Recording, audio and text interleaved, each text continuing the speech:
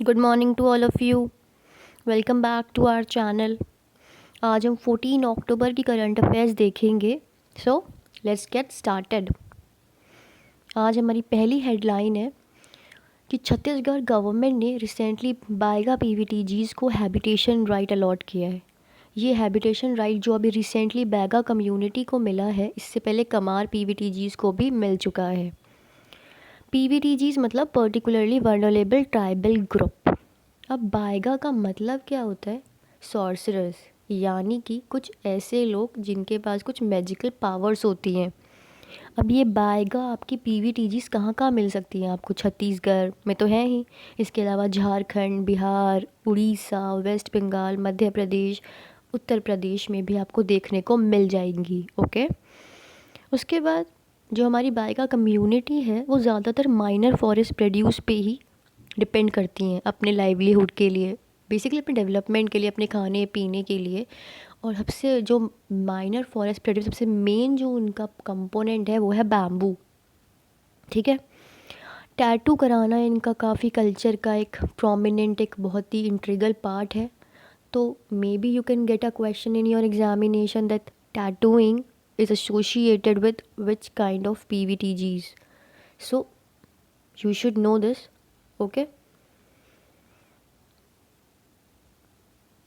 Now, habitation right क्या होता है? habitation या habitat right, it is kind of recognition which is provides to the community concerned. For example, यहाँ पे बाएगा, the बाएगा community, or for consider, let's consider habitation right is a recognition which is provides to the बाएगा community over their customary territory of the customary territory of habitation, socio-cultural practices, economic livelihood means, intellectual knowledge of biodiversity, ecology, traditional knowledge of use and natural resources, as well as protection and conservation of their natural and cultural heritage. अब हमने इनके habitation rights को recognise किया है, इसका मतलब क्या है? इनके कोई कल्चरल प्रोग्राम्स होते हैं इस कम्युनिटी के, जैसे हमारे तो दिवाली होती है, होली होती है, नवरात्रे होते हैं, कितने सारे फेस्टिवल्स होते हैं। तो इनके भी कुछ अलग तरह के कल्चरल फेस्टिवल्स होते हैं। कुछ यू कैन से कुछ ट्रेडिशनल नॉलेज होती है इन लोगों को, जैसे कि बिना दवाई खाए ये लोग अपने आप को ठीक कर लेते हैं, कोई इंजरी होगी उसको भी ठीक कर लेंगे। तो गवर्नमेंट अब ये सब रिकग्नाइज़ करती है, चाहे वो इनके सोशो कल्चरल प्रैक्टिसेस हों या कोई ट्रेडिशनल नॉलेज हो या कुछ इकोनॉमिक इनके लाइवलीहुड्स हों, इकोनॉमिक मीन्स हों। यू कैन से कुछ बना के नेचर से ही, बना के नेचर के प्रोडक्ट से बेचते हैं। तो इसको रिकग्नाइज़ करने का मतलब है बाय छत्तीसगढ़ गवर्नमेंट की गवर्नमेंट इनकी हैबिटेशन में इंटरफेयर नहीं करेगी। हम रिकग्नाइज़ करते हैं चाहे वो इनके सोशो कल्चरल एस्पेक्ट्स हों, कोई ट्रेडिशनल नॉलेज हो या कोई इकोनॉमिक प्रैक्टिसेस हों या कुछ भी हो, वो सब हम रिकग्नाइज़ करते हैं और गवर्नमेंट इसमें इंटरफेयर नहीं करेगी। ठीक है। This is what habitation rights or habitat rights. They safeguard and promote the traditional livelihood, ecological knowledge which is passed down through generations. अब बाइगा कम्युनिटी है, ये जो बेसिकली जो ये प्रैक्टिसेस फॉलो करते हैं, जो भी इनके कुछ ट्रेडिशनल आस्पेक्ट्स होते हैं, वो जनरेशन टू जनरेशन पास होती हैं।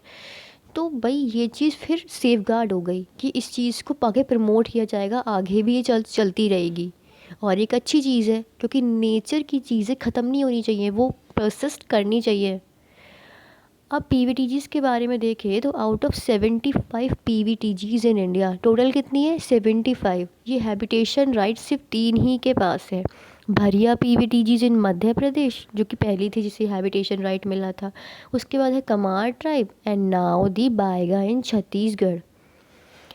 उसके बाद habitat rights are granted to PVTGs under which act? Section 3 clause 1 clause E of scheduled tribe and Adult of Traditional Forest Dwellers Recognition of Forest Right Act 2006, which is also known as FRA Act or Forest Right Act.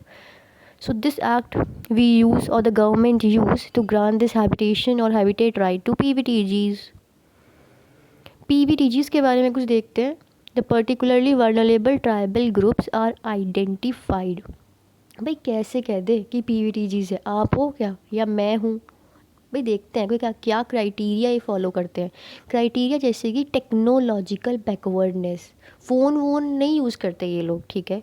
काफ़ी stagnant और declining population, population ना घटती है ज़्यादा ना बढ़ती है, बहुत स्टेबल सी रहती है। पढ़े लिखे नहीं होते, लो लिटरेसी लेवल, इकोनॉमी भी कुछ खास नहीं ग्रोइंग होती, और लिविंग कंडीशंस वो भी काफ़ी चैलेंजिंग होती है। यानी कि नेचर का हर एक अच्छा बुरा एस्पेक्ट इनको फेस करना पड़ता है, चाहे भाई फ्लड हो, बहुत तेज़ बारिश हो या स्टॉर्म्स हो, कुछ भी हो, दे हैव टू फेस। सो हम लोग तो भी घर में रहते हैं, हम लोग तो पढ़े लिखे हैं, हमारे पास टेक्नोलॉजिकल भी एप्लीकेशंस हैं, सब कुछ है, लिटरेसी भी है, तो हम पीवीटीजीज़ में नहीं आएंगे। अब पीवीटीजीज़ काफ़ी वल्नरेबल होते हैं हेल्थ में, वही इसी चीज़ को सिंपली करके बता दिया गया है एजुकेशन में, न्यूट्रिशन में, लाइवलीहुड में, ठीक है। Ministry of tribal affair identify 75 PVTGs in 18 states and 1 union territory, जो कि एक बहुत ही इंपॉर्टेंट स्टेटमेंट है। टोटल 75 है, जो कि कहाँ कहाँ मिलती हैं, total 18 states and one union territory. 1973 में Dhebar commission created primitive tribal groups as a separate category जो कि less developed among the tribal groups, और गवर्नमेंट ने इसी चीज़ पीटीजी को पीवीटीजीज कर दिया। तो पीटीजी और पीवीटीजी सेम ही है। और ये इनिशिएशन कब हुआ था, इनिशिएट कब हुई थी ये रिकग्नाइज करने वाली, धिबार कमीशन क्रिएटेड, पहले उन्होंने प्रिमिटिव ट्राइबल ग्रुप क्रिएट किया, फिर वो 2006 में पीवीटीजीज बन गए, बस नाम में चेंज किया है। Okay. Significance of granting habitation या हैबिटेट राइट। अब वैसे मैं बता ही चुकी हूँ आपको कि भाई क्या फ़ायदे हैं ये हैबिटेशन राइट देने के। तो it helps in preserving the unique cultural social traditional heritage of tribal communities. They can maintain their distinct language, custom, traditional knowledge, और जो कुछ भी इनका कल्चरल आस्पेक्ट है, जो कुछ भी इनकी नॉलेजेस है, वो सब ये प्रिजर्व कर सकते हैं, डिस्ट्रॉय नहीं होंगे। वो सब गवर्नमेंट भी इनकी हेल्प करेगी उस चीज़ को प्रिजर्व करने में, ठीक है। Tribal rights empower these communities providing them with legal recognition. As I told you, government भी इस चीज़ को अब हेल्प करेगी, प्रमोट करेगी, प्रोटेक्ट करेगी, ensuring their participation in decision making processes that affect their lives, rectifying historical injustice, and it contributes to a more justice and equal society. भाई इनको भी सोसाइटी का हिस्सा माना जाएगा। अगर कोई पॉलिसीज़ इंट्रोड्यूस होंगी तो इसमें इनका भी इनकलकेशन किया जाएगा, ठीक है, ताकि एक इक्वल सोसाइटी की तरह ये ट्रीट किए जा सके कि भाई हाँ जी आप भी हमारी सोसाइटी का हिस्सा है, अलग नहीं है। Granting rights over lands resources ensure that they can sustain their traditional occupation, hunting, gathering, fishing, farming, supporting their economic wellbeing. तो इनको जो हमने राइट्स दिए हैं इनकी ज़मीन पे, और रिसोर्सेज को भी जो ज़मीन पे हैं वहाँ पे, चाहे पेड़ पौधे हो या कुछ भी हो, उसे यूज़ करके कि वो अपने ट्रेडिशनल ऑक्यूपेशंस को सस्टेन कर सकते हैं, प्रिजर्व कर सकते हैं, प्रमोट कर सकते हैं, प्रोटेक्ट कर सकते हैं। ट्रेडिशनल ऑक्यूपेशन जैसे कि hunting, gathering, fishing, farming, supporting their economic wellbeing, ठीक है। आपको समझ आ गया होगा कि granting the rights over lands and resources, जो चीज़ चली आ रही है वो चलती रहेगी और आप उसे प्रोटेक्ट करेंगे, गवर्नमेंट आपकी हेल्प करेगी। नेक्स्ट है लेट 2022, जो नेक्स्ट टॉपिक है हमारा।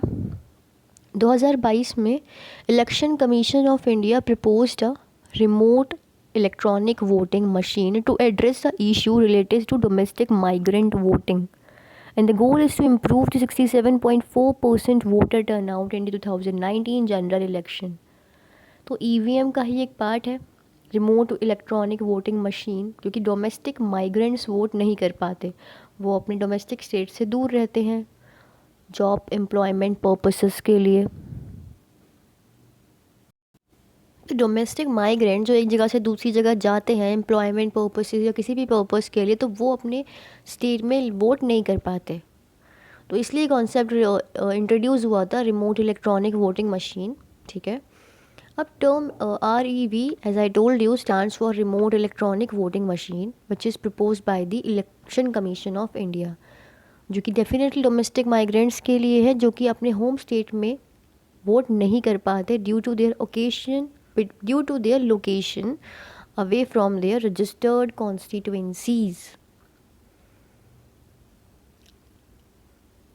Remote electronic voting machine is designed to address the issue of domestic migrant voting, allowing registered voters who have moved away from their home constituency to cast their votes remotely. ठीक है, तो इसमें है क्या कि अगर आप अपने होम कॉन्स्टिट्यूएंसी से दूर हैं भी, तो भी आप इस मशीन की मदद से अपनी वोट जहाँ पे भी, जिस स्टेट में आप रजिस्टर्ड हैं, उस स्टेट में दे सकते हैं। ठीक है, ये कॉन्सेप्ट है रिमोट इलेक्ट्रॉनिक वोटिंग मशीन का। The voters which are interested in using this remote voting facility, करना क्या होगा, मैं इंटरेस्टेड हूँ तो मैं क्या करूँ, तो पहले मैं अपने आप को रजिस्टर करवाऊँगी ऑनलाइन चाहे offline with a pre notified time frame with the concern returning officer of their home constituency. Returning officer के पास जाओगे, वो आपको टाइम फ्रेम बताएंगे, उसी टाइम फ्रेम के अंदर आपको अपने आप को रजिस्टर करना पड़ेगा, चाहे ऑनलाइन कराओ, सिस्टम पे कराओ, या ऑफलाइन कराओ, पेपर वर्क करो in of their home constituency. A multi constituency remote polling station will be set up in the area. अब मैं वही बता रही हूँ कि करना कैसे कैसे, सिस्टम बेसिकली प्रोसेस क्या है इस रिमोट इलेक्ट्रॉनिक वोटिंग मशीन का, कि अभी तो हमने बताया कि पहले रजिस्टर करना है, फिर दूसरा क्या है कि एक multi constituency remote polling station बनाया जाएगा, स्टेब्लिश किया जाएगा इन the area of voters current residence, जहाँ वो रह रहे हैं, allowing for remote voting from the location. तो भाई अगर ये multi constituency vote remote polling station है, तो इसका मतलब इसमें काफ़ी सारी कॉन्स्टिट्यूएंसीज होंगी, और बता भी रखा है अप टू 72। तो मतलब अगर आप कहीं माइग्रेंट हैं, अपने स्टेट से कहीं और आए हुए हैं, तो आप यहाँ जाकर वोट कर सकते हैं कि मैं उस स्टेट में रजिस्टर्ड हूँ और मुझे वोट कास्ट करनी है। ठीक है, when the voters scan their constituency card in the presence of presiding officer at the station, तो constituency and candidate list appear on the display, screen पे आ जाएगी, जिसके लिए भी आपने अपना बेसिकली अपना यू कैन से फेवर दिया है, तो और जिस कॉन्स्टिट्यूएंसी के लिए दिया है, तो वो लिस्ट आ जाएगी, वो डिस्प्ले पे वो प्रेजेंट हो जाएगी, डिस्प्ले पे आपको दिख जाएगी। तो remote voting machine they have the same security system and voting experience. अब आप सोचो कि ये इसमें अलग क्या है, तो कुछ भी अलग नहीं है, जो इलेक्ट्रॉनिक वोटिंग मशीन है बिल्कुल उसी की तरह है, सेम सिक्योरिटी सिस्टम, एक्सपीरियंस है बिल्कुल सेम है, सब कुछ एक जैसा ही है। It also use electronic ballot display to present candidates and their symbol instead of a fixed paper ballot sheet. लेकिन यहाँ पे कोई पेपर बैलेट नहीं रिलीज़ होगा, यहाँ पे डिस्प्ले पे ही आपको कंफर्मेशन दिख जाएगी कि मैंने इस पार्टी के लिए इस कॉन्स्टिट्यूएंसी से वोट किया है। ठीक है, पेपर वाला सिस्टम नहीं है यहाँ पे कि आपको चिट मिलेगी आप देख सकते हो, ऐसा कुछ नहीं है, डिस्प्ले पे ही सब प्रेजेंट हो जाएगा कि मैंने किसको फेवर किया और मेरा क्या वोट किसको गया है। ठीक है, सम कंट्रीज जैसे कि Estonia, France, Panama, Pakistan, Armenia भी रिमोट वोटिंग प्रैक्टिस करते हैं for those which are living abroad और away from their respective constituency. तो भारत में ऐसा कुछ नहीं कि भारत कोई नई चीज़ कर रही है, पहले से ही अदर कंट्रीज़ में प्रिवलेंट है। Multi constituency remote voting machine for migrant voting है द सेम सिक्योरिटी सिस्टम, जैसे कि मैंने बताया। इट मीन्स कि चैलेंजेस भी सेम ही होगी, जो वहाँ पे प्रॉब्लम ईवीएम के साथ है वही आरवीएम के साथ है। अब प्रॉब्लम क्या है भाई, ensuring the secrecy of voting in remote locations can be challenging secrecy. अब रिमोट लोकेशंस क्या होती हैं, जहाँ पे कनेक्टिविटी अच्छी नहीं होती। अब कनेक्टिविटी अच्छी नहीं होगी तो वोटिंग की सीक्रेसी कैसे प्रमोट करोगे कि भाई हाँ कोई ग्लिचेस हैं ही ना, तो कोई टेक्नोलॉजिकल ग्लिच है और ना ही कोई फ्रॉड किया गया है एज, क्योंकि भाई ये सब इम्पॉर्टेंट है to maintain the integrity and confidentiality of the voting process. तो अगर रिमोट एरियाज़ में सिस्टम एग्जीक्यूट होगा तो क्या वो प्रॉपर तरीके से हो पाएगा, वो चैलेंजिंग हो सकता है। नेक्स्ट है waste electrical and electronic equipment. The Brussels, which is in Belgium, the Brussels-based Waste Electrical and Electronic Equipment Forum on the occasion of International E-Waste Day, जो कि 14 अक्टूबर को मनाया जाता है, उन्होंने क्या एग्जीक्यूट किया है, एक UN institute for the training and research to calculate the annual quantities of invisible E waste. E waste काफ़ी न्यूज़ में रहता है, हर साल आपको देखने को मिलेगा ये टॉपिक। अब ये इनविजिबल ई वेस्ट है क्या? तो भाई it refers to the electronic waste that goes unnoticed due to its nature और appearance but causing consumers to overlook its recyclable potential. So invisible क्यों किया गया है? क्योंकि हम इसे नोटिस ही नहीं करते, और जो चीज़ तो ह्यूमन नेचर है, जो चीज़ हमारे काम की नहीं है हम उस पर ध्यान ही नहीं देते, हम उसे नोटिस ही नहीं करते। So it refers to the electrical waste या electronic waste that often go unnoticed due to its nature और अपीरियंस, या तो साइज़ का बहुत छोटा है या नेचर यू कैन से कि हमारे काम का ही नहीं है, and causing consumers to overlook its recyclable potential.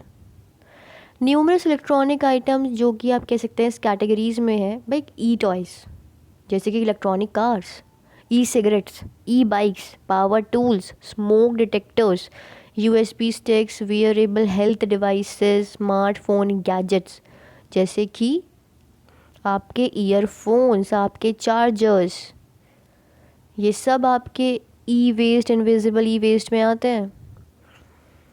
It is the world largest multi national centre of competence. अभी जो मैंने आपको बताया, जो ब्रुसेल बेस्ड ऑर्गेनाइजेशन, जो ब्रुसेल में, अब वेट अ सेकेंड मैं से रिपीट करती हूँ, जो Brussels based waste electrical and electronic equipment forum है, उन्होंने ये एक रिसर्च इंस्टीट्यूट स्टैब्लिश किया है। तो ये एक world largest multi national centre है for center of competence as regards operational know-how concerning the management of waste electronic and electronic equipment. So overall, this VWEE is basically for the management of electric waste, electronic equipments, but waste, electric waste. At the same time, it is not for profit association of 46 producers responsibility organisation across the world. इसमें total कितने members हैं? 46 a non for profit organisation और association. दो through exchange of best practices and exchange access to its reputable knowledge base toolbox, the forum enable its members to improve their operations and it can be known as a promoter of their circular economy.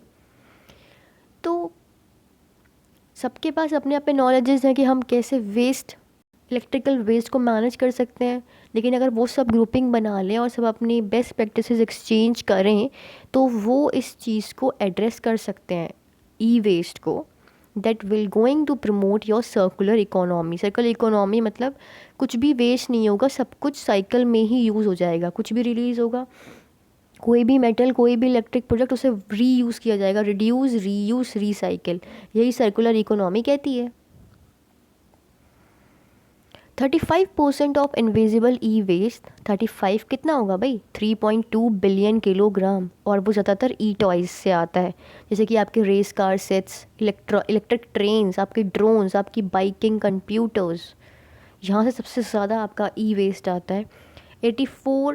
844 million vaping devices are discarded annually, which is contributing significantly to the invisible e-waste mounting.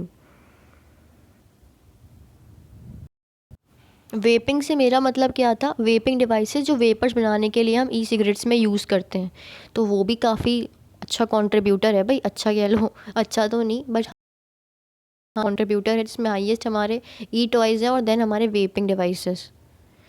Economic importance primarily due to the components like iron, copper, gold. अब e waste को इतना highlight क्यों किया जा रहा है? What's so special about e waste? Because यहाँ पे काफ़ी इंपॉर्टेंट चीज़ें हमें कंपोनेंट्स देखने के लिए मिलते हैं, जैसे गोल्ड। उन वेस्ट प्रोडक्ट से हम कुछ रिकवर्स कर सकते हैं, तो वो है copper, gold, iron. But only a small fraction of e waste is properly collect, treat and recycle. कुछ मान लो कुछ ज़रा सा ही हाफ ही हिस्सा होता है जो ई वेस्ट का हम यूज़ करते हैं, कलेक्ट करते हैं और ट्रीट करते हैं, रिसाइकिल करते हैं, और बाकी का बचा हुआ हम लैंडफिल साइट पे या फिर जला देते हैं, या फिर उसे इलीगली ट्रेड कर देते हैं, ठीक है, या फिर वो घरों में इकट्ठा होता रहता है, ठीक है। उसके बाद है इम्प्रॉपर डिस्पोजेबल, किसका? ई वेस्ट का। It will going to risk our environment, क्योंकि भाई रिलीज़ होते हैं लेड, मरकरी, कैडमियम जैसे मेटल्स जो कि आपके सॉइल और वाटर को कंटामिनेट कर सकते हैं। उसके बाद अगर हम देखें, इंडिया ने तो रूल भी इंट्रोड्यूस किया था 2022 में, E waste rules, management rules, with a major aim to digitise the E waste management process. इसमें इन्होंने किया कि जो ई वेस्ट मैनेजमेंट जो भी रूल्स हैं, हमारी पॉलिसीज़ हैं या फिर कोई बॉडीज़ हैं जो इस चीज़ को मैनेज कर रही हैं, उन सब सिस्टम को डिजिटाइज करेंगे, इन्हांस द विजिबिलिटी, ताकि उन पे नज़र रखी जा सके, and restrict the use of hazardous substances जैसे कि lead, mercury, cadmium in manufacturing electrical and electronic components that have an adverse impact on human health and environment. और ये भी ध्यान रखा जाएगा कि लेड, मरकरी और कैडमियम जैसे पदार्थ को हम इलेक्ट्रॉनिक कंपोनेंट्स में यूज़ ना करें, ठीक है। उसके बाद एक डिपॉजिट रिफंड स्कीम भी थी जो कि इंट्रोड्यूस हुई थी एक एडिशनल इकोनॉमिक इंस्ट्रूमेंट की तरह, जहाँ पे जो प्रोड्यूसर है, जो कोई चीज़ प्रोड्यूस कर रहा है, कोई इलेक्ट्रिकल कोई प्रोडक्ट बना रहा है, तो चार्जेज एन एडिशनल अमाउंट। मैंने फ्रिज बनाया, नहीं मैंने चार्जर बनाया, तो मैं कंज्यूमर से एक्स्ट्रा अमाउंट चार्ज करूँगा, जिसे मैं डिपॉजिट करूँगा at the time of sale of the electric and electronic equipment and return it to the consumer along with interest when the end of life of electrical and electronic component is returned.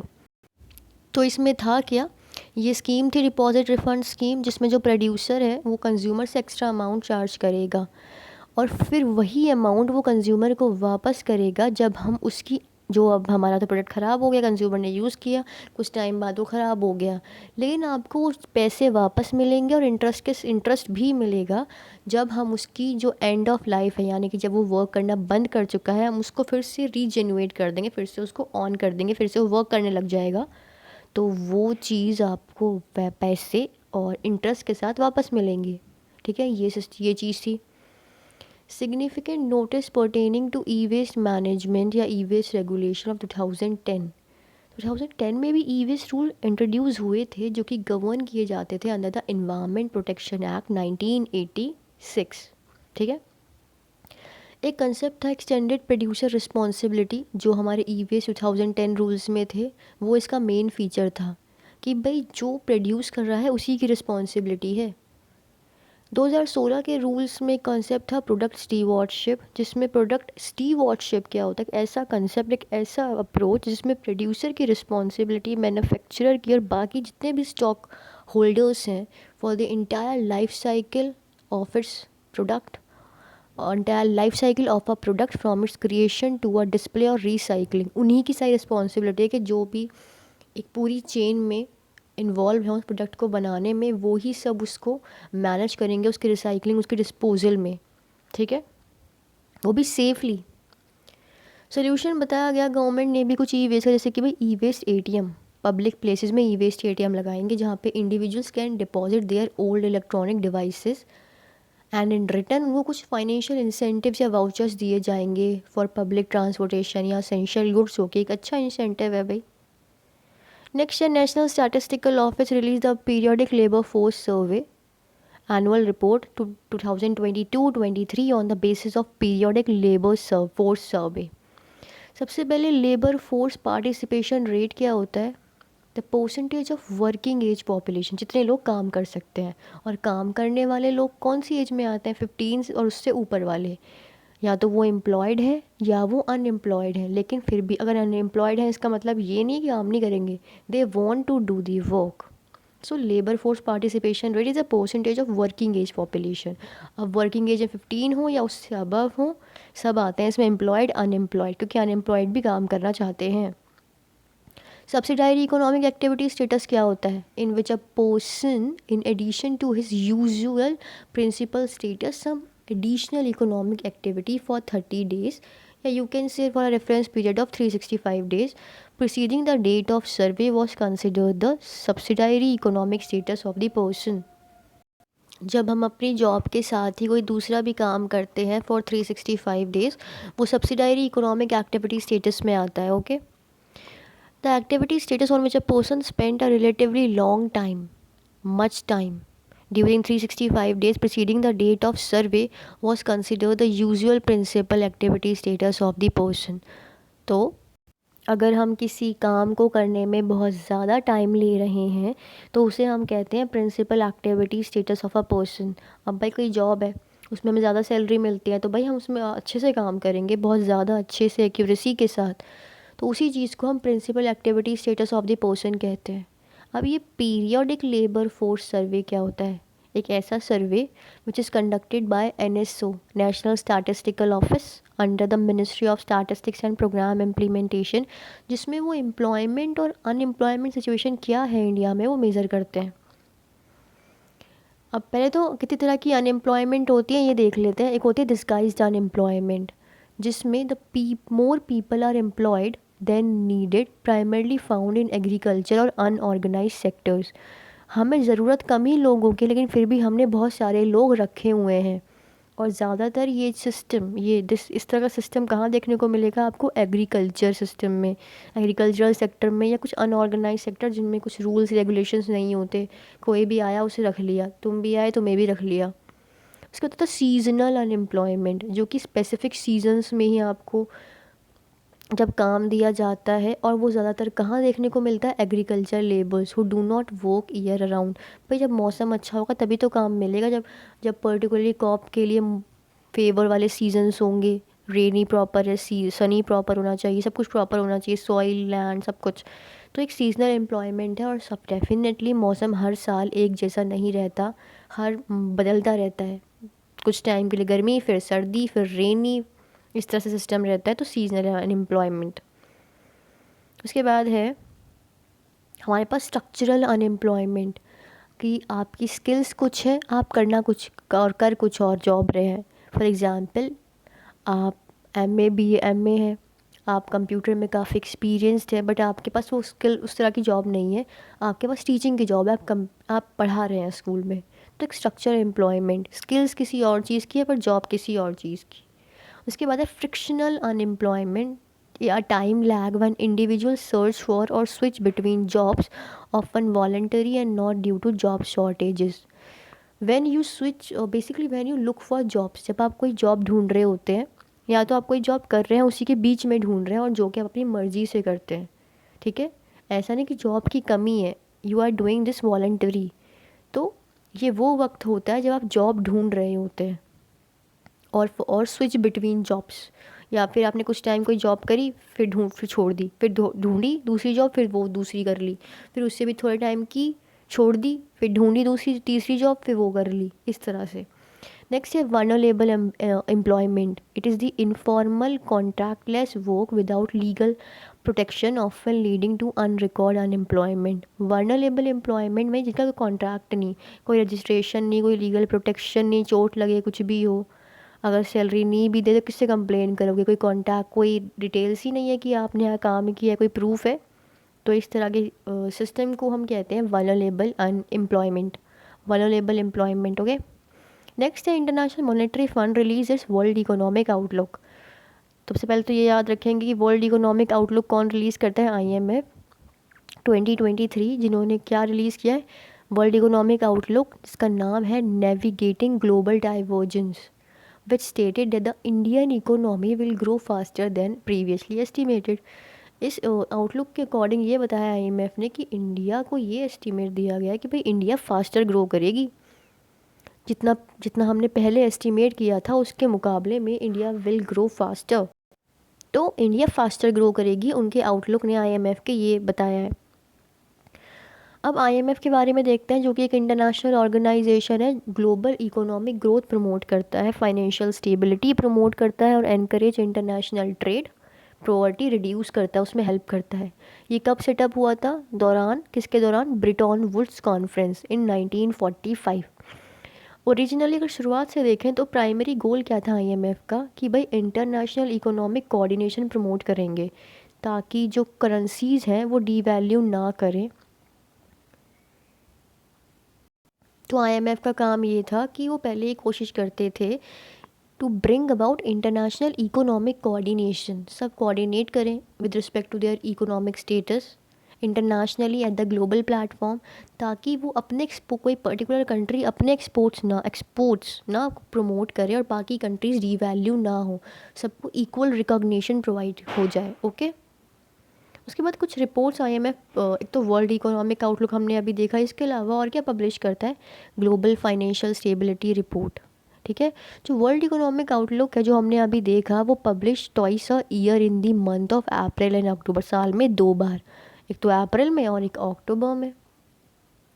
Next है, ministry of road transport and highway has disclose the approval of 7 crucial bridge project in Arunachal Pradesh under the scheme called Setu Bandhan under the Central Road and Infrastructure Fund.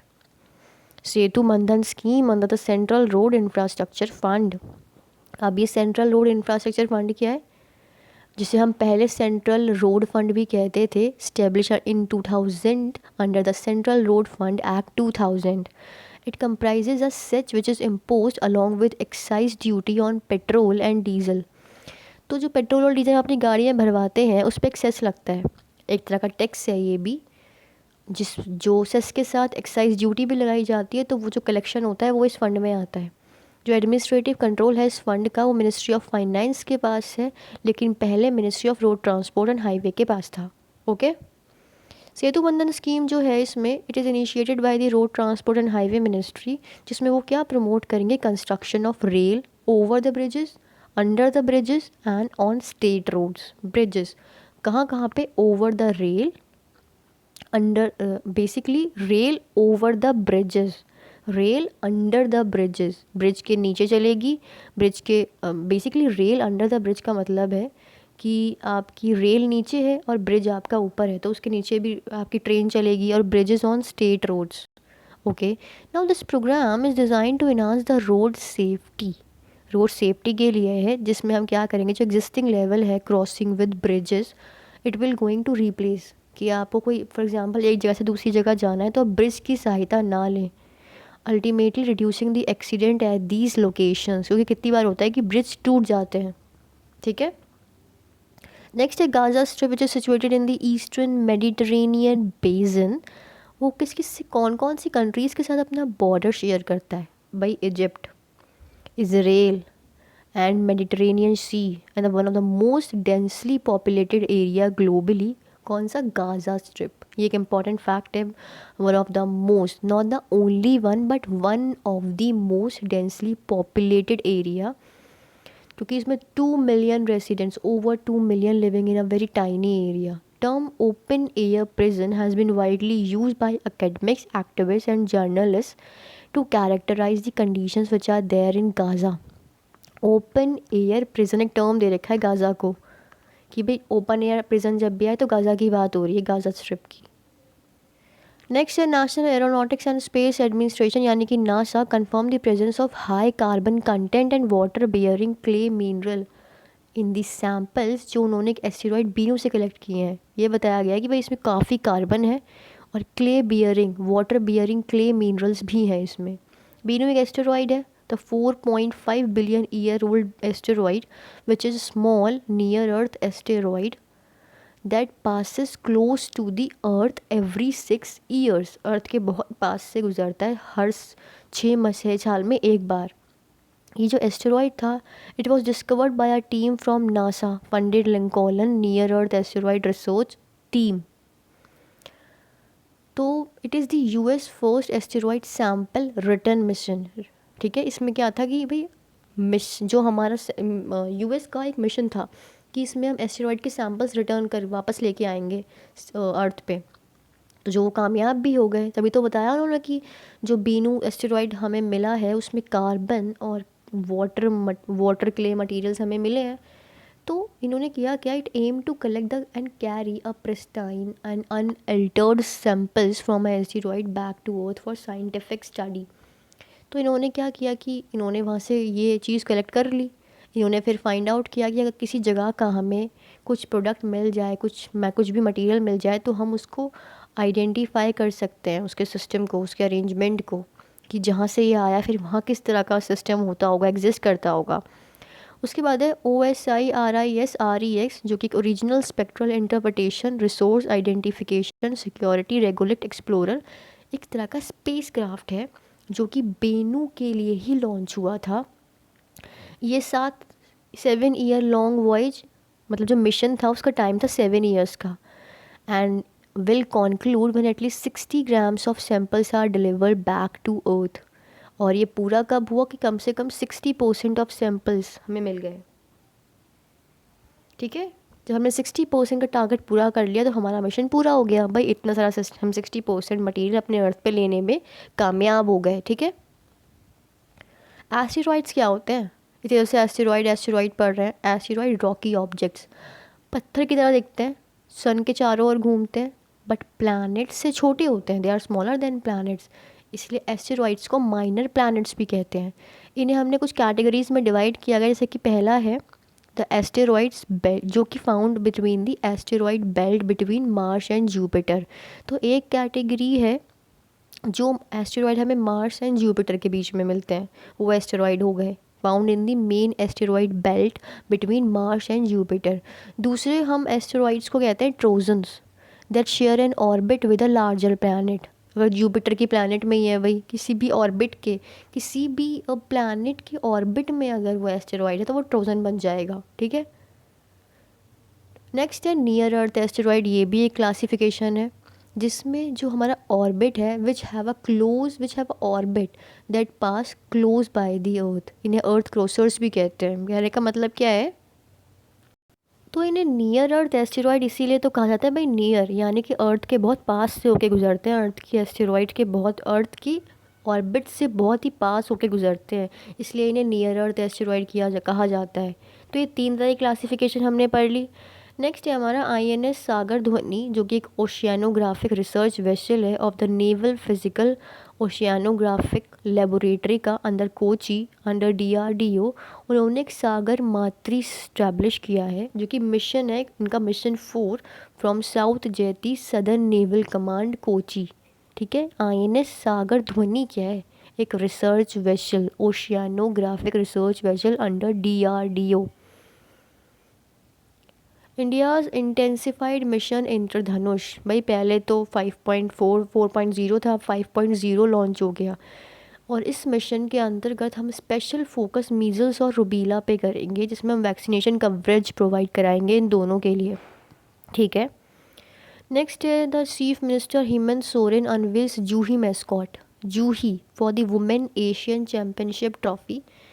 तो ये जूही याद रखेंगे, जो कि mascot है women's Asian championship 2023 का। By first ever mobile tower installed at the Siachen glacier, mobile tower, the first ever mobile tower installed at the Siachen glacier by the Indian army. Siachen warriors in partnership with BSNL elected this BSNL based receiver station. Okay.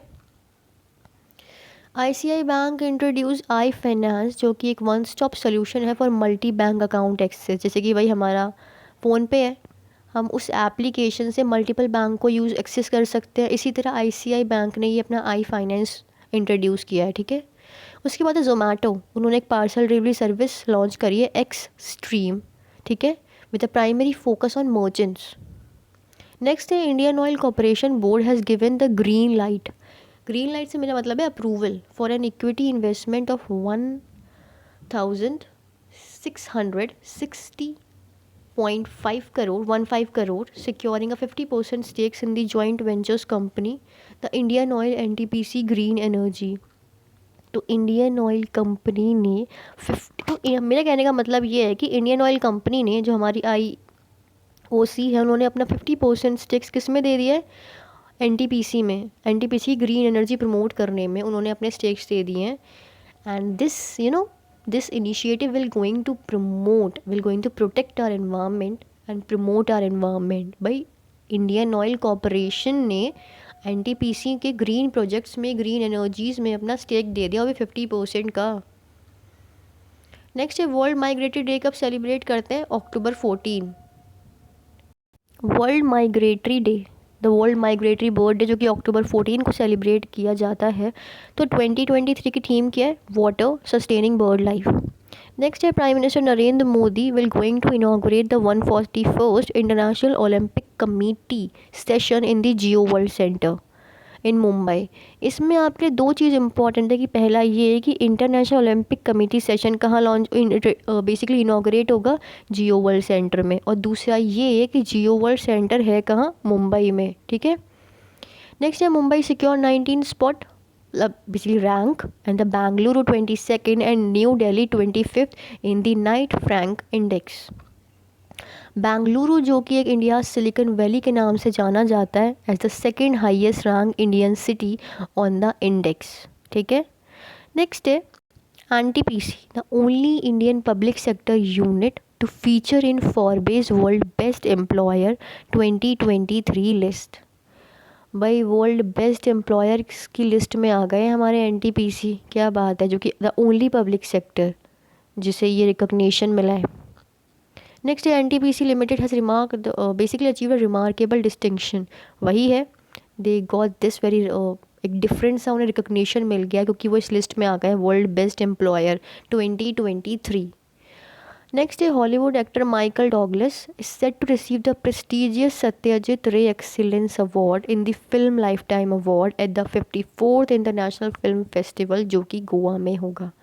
तो कौन सा Hollywood actor इस चीज़ को receive कर रहा है? हमारे Satyajit Ray excellence in the film lifetime award, the Michael Douglas. Okay, ये बहुत एक इम्पॉर्टेंट है, आपको याद रखना है। Next election commission of India ने एक बहुत ही इंपॉर्टेंट अनाउंसमेंट की है by appointing the IPS officer the senior IPS officer Sandeep Shandilya as the new police commissioner of Hyderabad. ठीक है। नेक्स्ट है Neeraj Chopra nominated for 2023 world athlete of the year award. He is nominated for this award. Okay. Next है Shubman Gill named as ICC player of the month for the September. Shubman Gill named as ICC player of the month for September. तो ये जो award है वो उनका individual performance से नहीं बल्कि टीम वर्क भी कैसा है उसको भी प्रमोट, उसको भी रिकग्नाइज करता है। ठीक है। तो Shubman Gill is named as the ICC player of the month for September. So that is it for the today. Thank you so much and have a very nice day.